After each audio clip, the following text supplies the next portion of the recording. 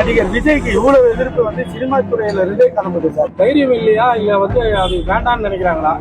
நீங்க தைரியமான ஆளு. He doesn't have the right to call Mr. Prime Minister சொல்ற அளவுக்கு ஒன்றும் விஜய் வளர்ந்தாரு. சாரி, ஆமா அது பாசிசம் அப்படின்னு சொல்றாரு. அது பாசிசம் நம்ம அவருக்கு என்னன்னு தெரியுமான்னு தெரியல. அதனால ஒருமையில பேசுவதனால் வென்றுட்டதா இருக்க முடியாது. அவரோடு களத்தில் நின்று கருத்துல மோதி நான் ஜெயிக்கணும், அதுல நான் உறுதியா இருக்கேன்.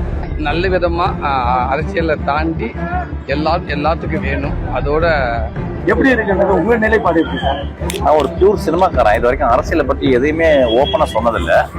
தம்பி வந்து சினிமாவில் இருக்க வரைக்கும் நான் வந்து ரொம்ப தம்பி அன்பா இருந்தேன். இப்போ வந்து ஒரு அரசியல் கட்சி தலைவர் ஆயிட்டேன். ஸோ வந்து எனக்கும் அவருக்குள்ள உறவே வித்தியாசமா இருக்கு.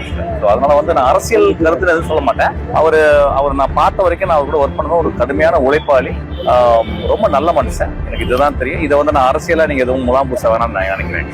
இயக்குனர் பாக்கியராஜுக்கு அப்புறமா வந்து யாருமே அரசியல்ல பெரிய தலையீடு எதுவுமே இல்ல. தைரியம் இல்லையா இல்ல வந்து அது வேண்டாம்னு நினைக்கிறாங்களா? நீங்க தைரியமான ஆளு.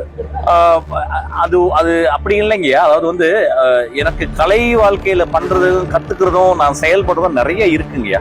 அதனால வந்து இது வந்து ரொம்ப தீர்க்கமான முடிவுகள். சில பேர் தீர்க்கமா வேற வேற முடிவுகள் எடுக்கிறாங்க. எனக்கு வந்து இன்னும் கலையிலே நான் நிறைய கத்துக்கணும், இன்னும் நிறைய இயங்கணும்.